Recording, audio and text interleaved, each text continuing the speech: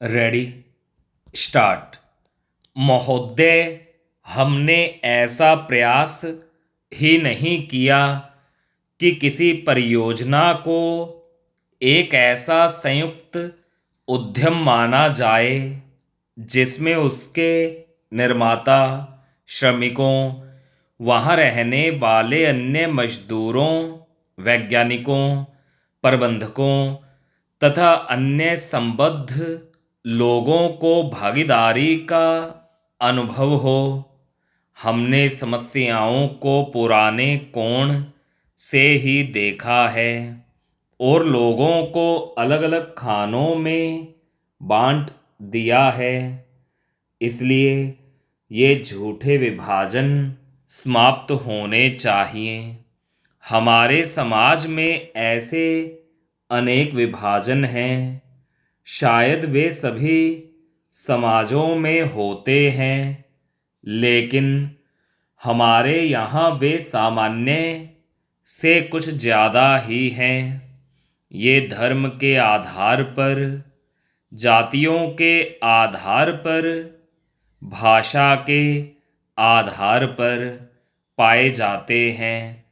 एक व्यक्ति और एक दूसरे वर्ग को दूसरों से अलग करने वाली अनेक तरह की दीवारें हैं और इन सब विभाजनों से हमारा राष्ट्र कमज़ोर हुआ है। स्वतंत्रता आंदोलन के दौरान इन विभाजनों का इस्तेमाल हमारी एकता को तोड़ने के लिए किया जाता था। आज भी इन्हें उन लोगों को कमज़ोर बनाने के लिए काम में लाया जाता है जो एक होकर खड़े होना चाहते हैं, जो भिन्न भिन्न जातियों और धर्मों के होते हुए भी एक ही उद्देश्य से प्रेरित हैं। हमें यह सावधानी रखनी होगी कि ऐसे लोगों के समूह को कोई भी कमज़ोर न कर सके।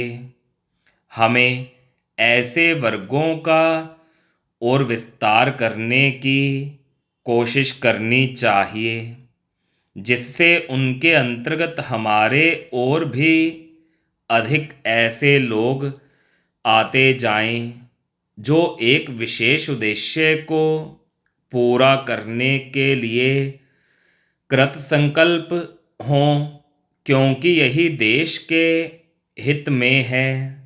इसी से देश मजबूत बनेगा, देशवासी मजबूत बनेंगे।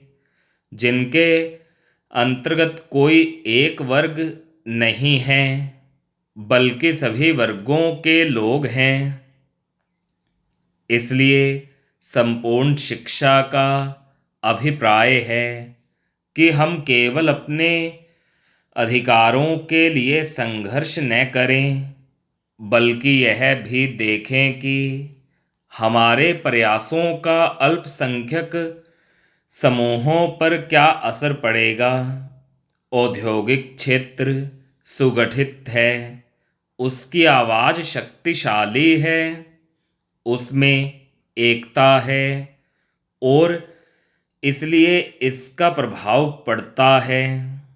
लेकिन हमारे देश में बहुत से ऐसे वर्ग हैं जिनकी आवश्यकताएं अन्य वर्गों से कहीं ज़्यादा महत्व की हैं, परंतु उनमें एकता नहीं है।